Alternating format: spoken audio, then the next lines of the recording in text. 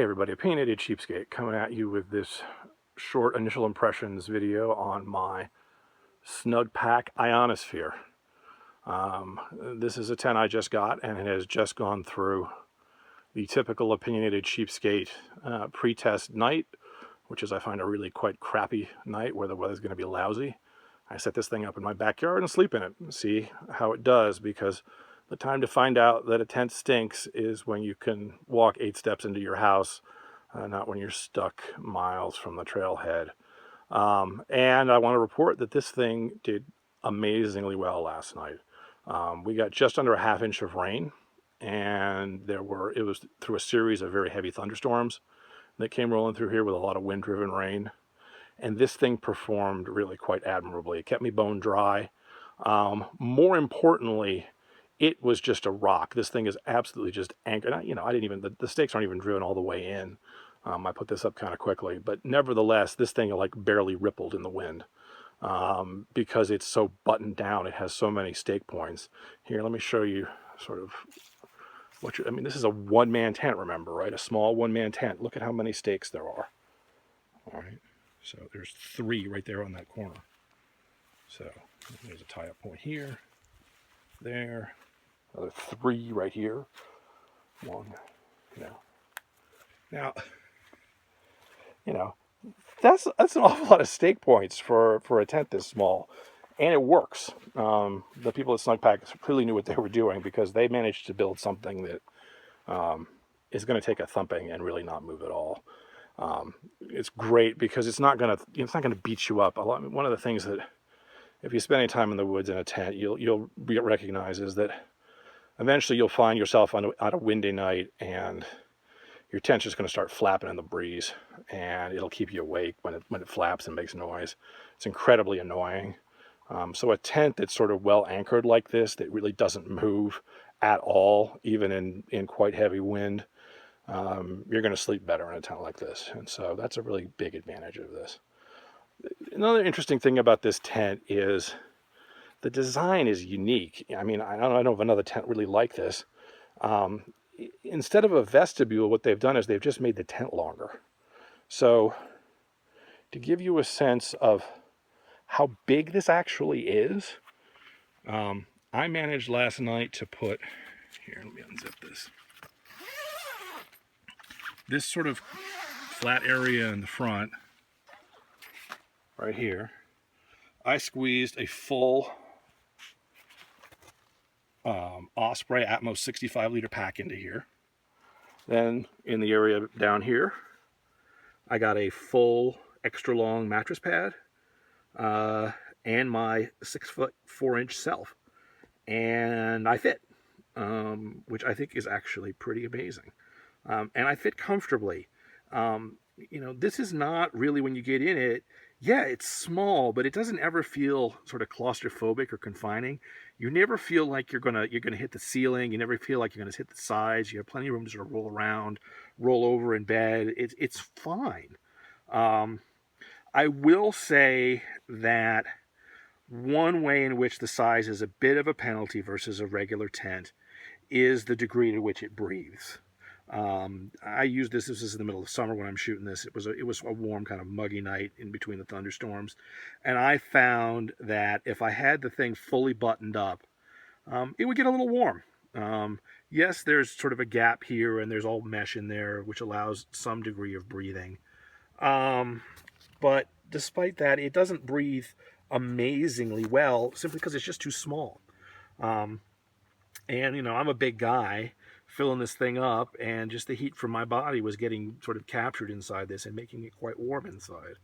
So the way I basically dealt with that last night was, yes, I had it all closed up when it was raining, but for the rest of the time I had it set up pretty much the way you see here, which is that the bug net's closed, but the flap has been pitched back, giving me a lot more breathability. It was much more comfortable with this open.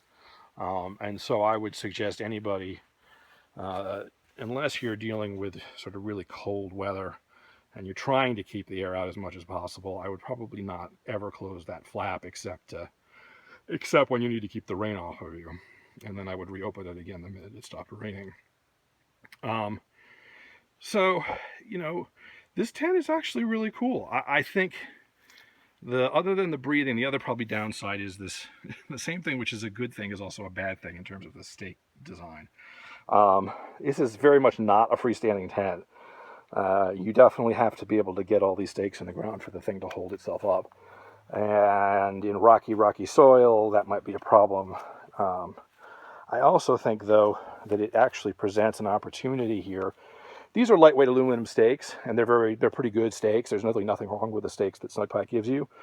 But this really does suggest there's an opportunity here to make this tent even lighter by replacing all these stakes with titanium stakes. And indeed, over here, some of these grommets you can sort of see. Maybe you can see this one. I don't know. It's not really easy to see.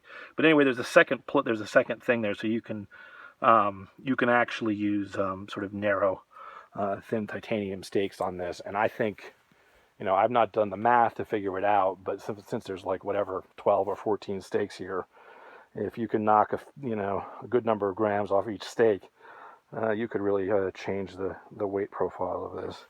And I think the other thing about this that's great is that it's sort of a middle of the road price point. Its competitors are really there's really no sort of direct competitor to this. There is a cheaper one-man tent that Eureka makes. I think it's called the Solitaire. And the Solitaire tent, not a bad tent, under $100, but it uses fiberglass poles in order to get to that low price point. Which is, if you know anything, fiberglass poles sometimes crack and break, which is not something you really want. Aluminum poles are much better. And this does have aluminum poles, so it's definitely, I think, a step up in quality from the Eureka product. Without a huge jump up in price, this is about $140. So obviously more, but or you could get something that's about double the cost of this thing. MSR, Big Agnes, some of those high-end brands make very small, ultra-light one-person tents that are even lighter than this one. But you're looking at better part of $300 for something like that. So there's a reason why this is all over YouTube and why a lot of people have bought this tent, which is that it's a very nice sort of middle-of-the-road option. It's a quality product that's likely to last you a long time. It's well made. And it allows you to really cut your weight down. Now, one thing I would also warn people about this, and this is really more of a, what are your priorities more than anything else. You can't change in this, and you can't cook under it because there's no vestibule. So if those things are important to you and the ability to cook in bad weather is important to you, you need to think about how you're going to do that. And it may be that you need to buy a small ultralight tarp and take that with you, and that will negate a little bit of the weight savings you're going to gain by bringing such a small minimalist shelter along. So I don't think there's a right answer to that. It's more think carefully about what you're getting for this and also what you're giving up, and make an intelligent decision based on what you think your needs are. This tent is great. I like it, but there are some limitations to going as small and light as this. So with that, I hope that's helpful. Have a nice afternoon. Thanks, everybody.